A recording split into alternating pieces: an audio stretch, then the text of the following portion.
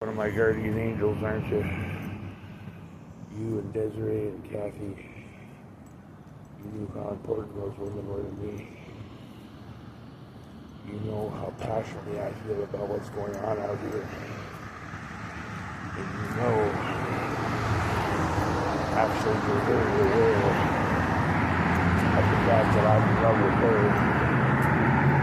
I don't think you started these complaints. I also think that you acted in the best interest of the peace. When it started with Selena, you tried your best to make sure that by getting yourself out of the picture, I could be myself. And you know that that was a disruptive influence, not necessarily because you wanted it to be, but because you cared about me enough to finally get out of the way and let me be me. This whole thing was not a joke. Sorry, I don't buy that. I think someone was vindictive, and I think that to a certain degree you let it happen.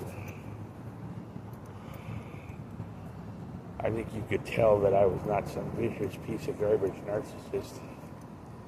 Just for the record, and so we're making things clear, and since this is live and on camera, I never, ever told you that I was a member of the HA. Nor did I ever tell you that I was a patch. Nor did I ever tell you that I was a biker. Just so we're making things abundantly clear, I'm not sure what drugs your sister-in-law is taking. But you and I both know that I never told you that I was a Hell's Angel. And going in there and telling them that, as she did, or as Andrea did, could have been suicide for me. The last guy that did that, and I read this and it's well documented, he got dumped in Nevada battery acid. That's a very dangerous prospect, that, and they do not like people claiming that they are Hell's Angels when they are not. That's why when people ask what's been going on in my life over the past little while, I say that I got a very strange message saying that I was patched in, more than likely from a muscular former associate of mine by the name of Gary, that I would imagine and be really surprised to learn that you had met before already. Needless to say, and let me make this abundantly clear, those boys do not like somebody saying that they are HA when they are not. I also know Don Kesserich, which is either a prospect or an actual member, and my brother-in-law Trevor, who you know quite well as well. But again, I'm very clear with the current set of circumstances stating that I got that message, but being the fact that you know that when I'm on my game, I choose my words very carefully, and I do not say things that are false, and I stick to the details, and I'm very coherent. Now, I object to certain things that have gone on over the past little while. I don't think they had a lot of foresight. I think that to a certain degree, you're a tad bit addicted, probably maybe, to what's been going on for the past as many weeks or years.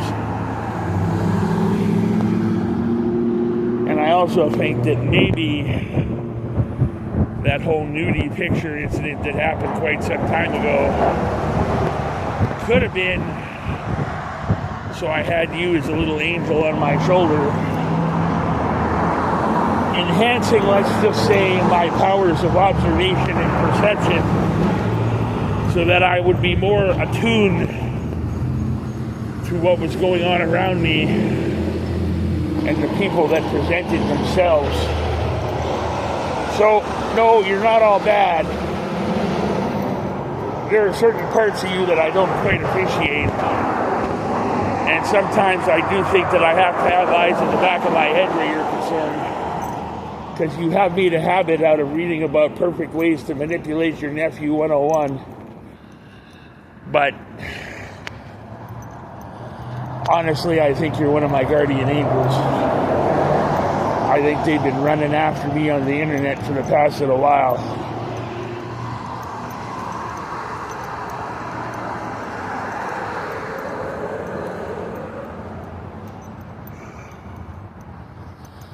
I think you've heard me crying.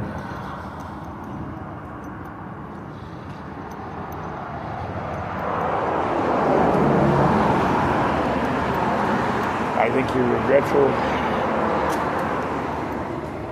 for tying my hands like you did.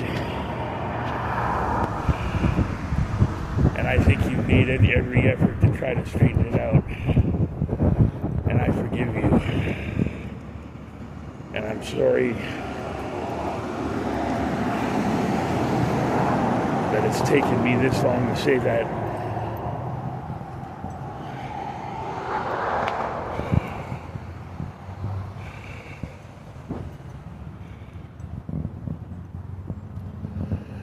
And it's hard to get past the hate in your heart and the pain of being hurt and betrayal.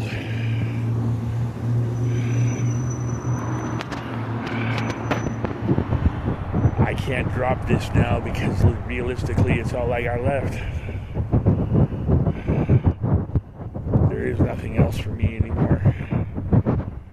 I told you before, actually about 5 or 10 minutes ago, you sit around long enough, the hate boils, the anger boils, and then you mix that together and it makes a killer combination of determination and rage.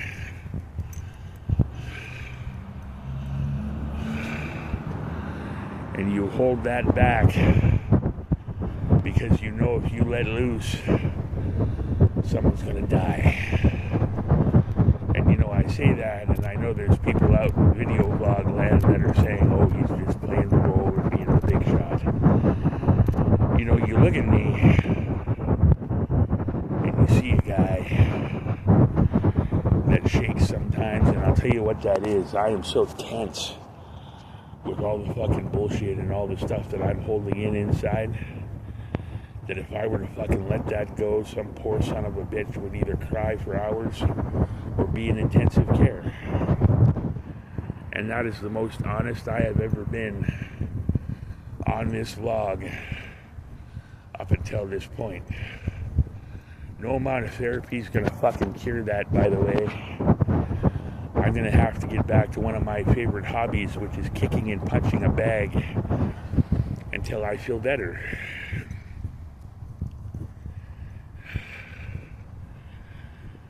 You see me again, and I'm shaking and I'm tense, and it's not because I'm two separate people. It's because quite literally I'm holding something in to such a big extent. And you know, they said it in fucking Penticton the first time I was there. I ripped the fucking emergency door right off the hinges with little to no effort, to the point that when I turned around, there were two girls that were standing there going, please don't rip us off our hinges. And actually, it's kind of funny because it was Selena that said, Chris, could you let the person know that ripped the door off the hinges that if he ever does that again, he'll be leaving too sweet? And I said, okay. She knew it was me. I overheard them one day talking, and they were just glad it wasn't a human being I took it out on at the fucking door instead. I had internalized absolutely everything. I have been internalizing everything. And that's how an empath goes dark. Because they can only hold in so much crap. And then they go fucking supernova. And that's how a Sigma empath turns into a dark empath. And every time I say that, you know, I swear to Christ, I should be like fucking Yoda with a little robe and a fucking lightsaber bebopping around all over the place.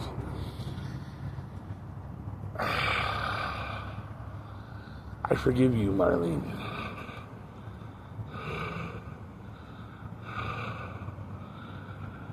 But I'll say this one more time. I try so hard during the day to not flip out on anybody, because I know that one day when I let those gates open that's carrying all that fucking anger and hatred,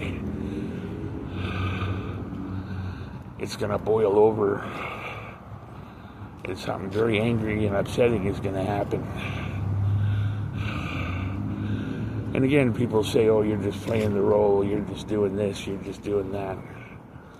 And a lot of people say, well, you got it all out before, and this is a good outlet for you. I took that punch in fucking Edmonton. I liked it. I liked it when she hit me. I liked it.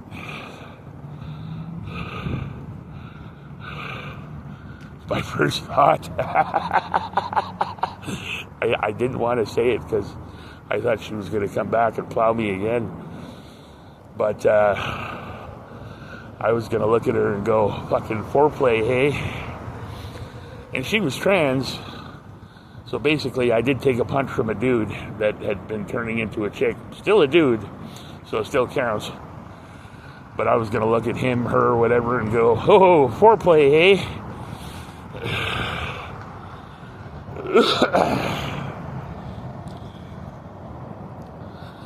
But in any event, I guess that's the masochist in me a little bit.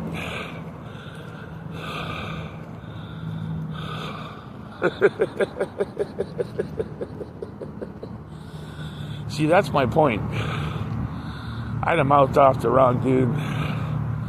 I'd have wound up getting smoked. And see, I don't get how negativity begets a positive outcome in school for me. See, and it doesn't. Because if I'm addicted to that, I'm more at service in a homeless shelter, identifying and being empathetic to what's going on with them, rather than trying to move in my life forward. So realistically, that doesn't help, and we're right back at square one. Whereas this wasn't a joke. You nearly destroyed my life. And essentially, you paid to fix what you broke. So if I have to pay because I broke something, I don't expect a pat on the behind.